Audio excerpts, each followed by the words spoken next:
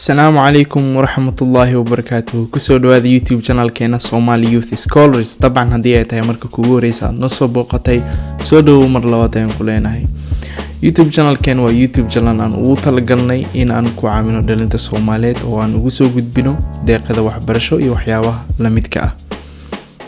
Insha Allah maanta waxaan halkan isleegi doonaa walal Soomaaliyeed oo ah dadkii ku guuleystay Green Card Lottery oo farxadiisa meeshan nala wadaagayo aqoon u melihi email ayuu noo soo diray insha Allah farxadiisa iyo waxyaabihii kala kulmay interviewgiisii insha Allah isla wada eegi doonaa.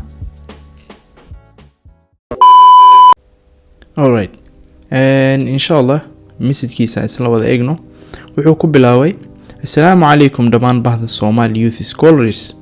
Salaan kadib waxaan halkan idinkula wadaagayaa wixii aan kala kulmay safaaradda dalka Kenya oo aan ku maray wareysi interview aan ku maray.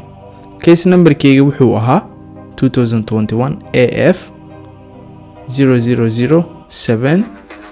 meeshaan idin yar sharxo. Case number kiisa wuxuu ahay waa dadkii ku guuleystay Green Card Lottery sanadkii 2021 dadkii ku guuleystay 2021 muusan xareysanin oo natiijooyin 2021 ma soo bixin laakiin asaga wuxuu xareystay 2019 bishii tobnaad, then 2020 bishii shanaad resultiga bishii lixaad resultiga soo baxay, then processkiisa marka ilaa wuxuu gaaray 2021. marka case numberka saasa marka uu 2021 u yahay ma ahan macnaheedu ma ahan hadda inuu 2021 ku guuleystay. Anyway numberkiisa marka asagoo wuxuu ahay 7000 7 xxxxx tan uu naga qariyay lambarada kala raacsanay 7000 marka waxa uu qaadan kartaa 7000 iyo 100 7500 7000 dhaxdeeda way 7800 7150. anyway waxay ahaataba marka case numberkiisa wuxuu u dhixay 7000 u ahay. waxaan helay warqada balanta oo ay ii soo dhacday bishii April bishii afraad shanteedii taariikhda aan gali doono interviewga waqtiga uu interview gali doono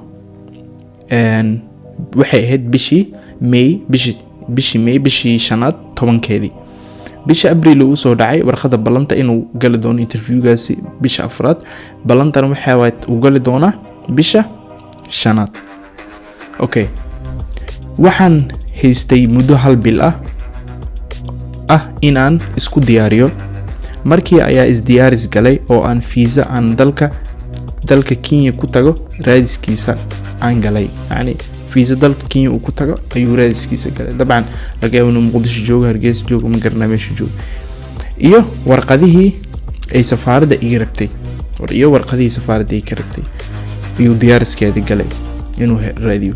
then warqadaha ay iga rabtay safaaradda ayaa then warqadii safaaradda ay ka rabtay ayuu halkan noo sheegay oo kamid warqadii booliiska oo CID ka soo qaadanaysid, warqada dhalashada oo gobolka ka soo qaadanaysid, unit degree shahaadadii jaamacadda waa university degree oo kawada uu soo gaabiyay unit degree iyo marriage certificate qof guursado waa saarajana iyo warqad guuru meeshan kuna wacdeey iyo passport iyo xajir form I-134 form la dhahay I-134.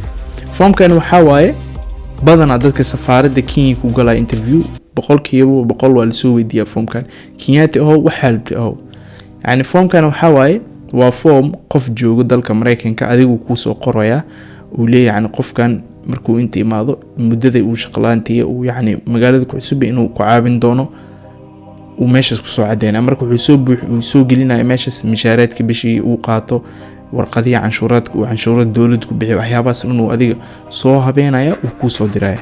hadii marka waa qaadaysa safaaradda la tagaysa. marka I-34 formkaas waa form noocaas then iyo formkaas iyo passportka intaas warqad la yiraahdo. then asii wadna meeshaan maadaama aan xasi caruur lahaa iyagana way igula jireen hawshaani. xasi caruur ayuu lahaa hawshan way ku jireen dhamaantood ay wadaayeen. sidoo kaleeto xaaskeyga iyo cunugeyga warqadahooda waan diyaariyay. xaaskiisa cunugiisa labadooda iyagana waa laga rabaa warqadahooda inay diyaarisid. xaaskeyga inta aniga la iga rabay amal ayaa iyadana looga baahnaa. inta warqad asaga laga rabay ayaa iyadana laga rabay.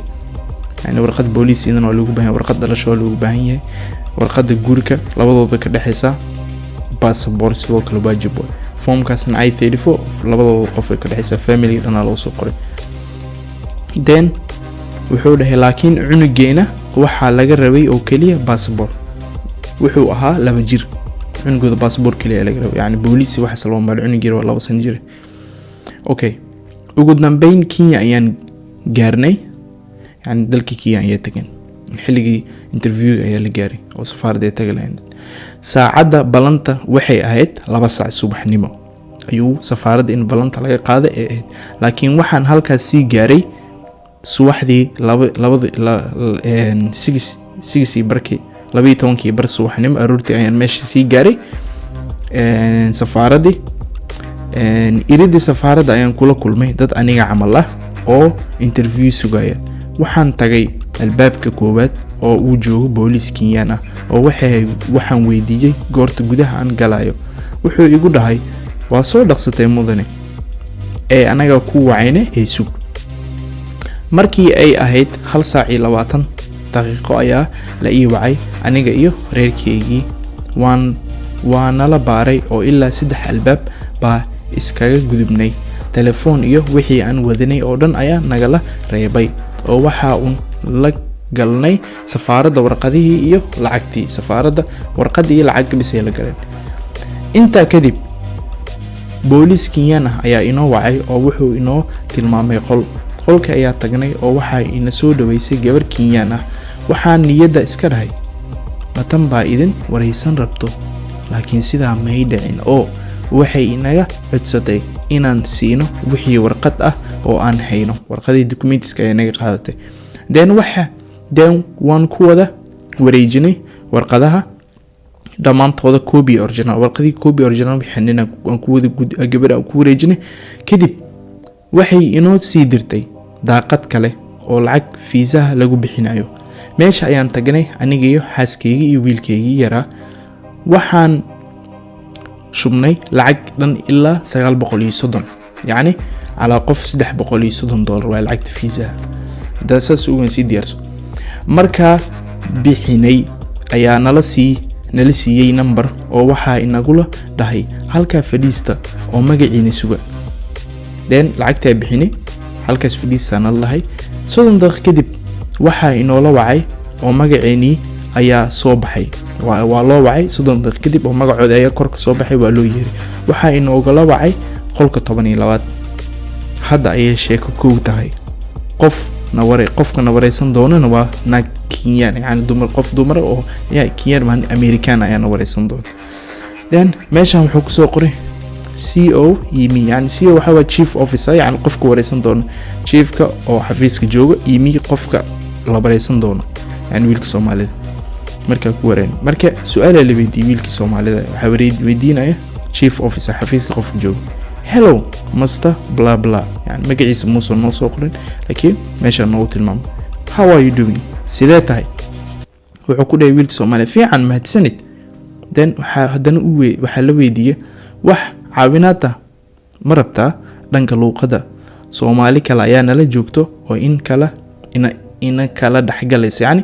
turjumaan yani ma u baahantay then wuxuu ku jawaabay wiilka Soomaali maya aniga luqadda Ingiriiska waan garanayaa mahadsanid then wuxuu ku dhahay oh okay mudane then haddana su'aalku la sii badiyo farihiina halkaas saara adiga iyo reerka yani adiga reerka yani xaaskiisa iyo cunugiisa then waxaan ku jawaabnuu dhahay okay madam ayaa dhahnay oo farihii ayaa nagala qaaday then gacanta midig kor u taaga ku dhaartay inaad wax run ah aad sheegaysan yani waa lagu dhaaranay waa la dhaarsiiyay yani dhaartayna Allah waan dhaaranay ayuu dhahay then master blah blah magaciisa ay dhahdo war master hebelow jaamacadda aad ka soo baxday magaceed then wuxuu dhahay Plasma University yani jaamacadda Plasma ka soo baxay then maxaad soo baratay then wuxuu dhahay medicine ayaan soo bartay yani medicine ayaan soo bartay caafimaad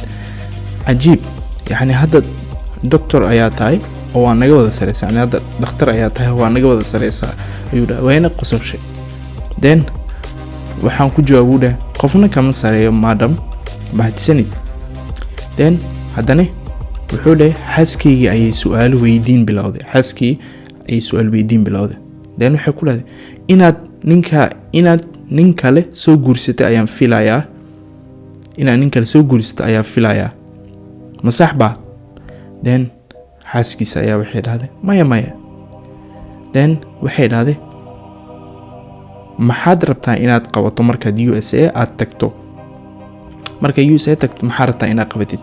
Then waxay ku jawaabtay yani xaaskii inaan shaqaysto oona wax barta ayaan rabaa. Then waxay dhahday reer qurux badan ayaa tihiin, interviewgiina halkaas baan ku keenayaa. Then way aamustay yani cabaar muddo 5 daqiiqo ayay computerka wax ku qoraysay. Then waxay na dhahday kadib waxay nagu dhahday 5 daqiiqo kadib welcome to America, kusoo dhawaada dalka America, fiisiina waan aqbalay ee DHL la xiriira. يعني meeshaan idin shay DHL maxaa iska gal. DHL waxa way marka Kenya tagtid oo caafimaadka America waxa sidoo kale waa tagaysaa DHL account yaa soo sameeysanayna oo yani addresska waxyaabo lagu soo diro. Hadhow adiga baasaboorka safaaradda way ka reebanayaan marka visa hadda kuma siinayaan, laakiin markii interview ugu dhamaado ka reebanayaan. Hadhow DHL information kaagana way ka reebanayaan hadda. Then marka hadhow waxa way baasaboorka DHL lagu soo diray yani addresska DHL guriga ay ku keenay. marka saas oo DHL la xiriir markay wixii loo dhig warqad ayaa nala siiyay oo saxiixa nagala rabay yani warqad kale loo dhiibo oo saxiix ayaa la dhahay way saxiixan waan dhameeynay hawshiidan Allah ayay mahad u sugnaatay alxamdulillah. Hadda waxaan joognaa USA oo waan nabad tagnay alxamdulillah. bishii July dhamaadkeedii ayaan tagnay yani bishii July waa bishii hadda la soo dhaafay bishii 8 ku jirna ay Mareykanka ay noqotay ma sha Allah. aad ugu faraxsan nolol farxad ku noolaada. email kalena way soo gaareen ilaa 5 qof waa aqriye lagu wiila jirtay ilaa 3 gabarna way jireen marka iyagana jaanis ah way insha Allah iyagana waa soo duubi doona waa in la soo wadaagi doona iyagana marka insha Allah YouTube-ka subscribe saara asxaabtiina hadii jiraan u share gareeya la wadaaga laga yaabo inay caabiso waxyaabahan maxaa way experience waa khibrad waa hadhow adiga marka tagtid kuma dhibtoonis kuma wareeraysid marka just subscribe gray asxaabtaada u share gray videoga insha Allah ilaa intaan hada soo daawanayso video jazakumullahu khairan. Assalamu alaykum warahmatullahi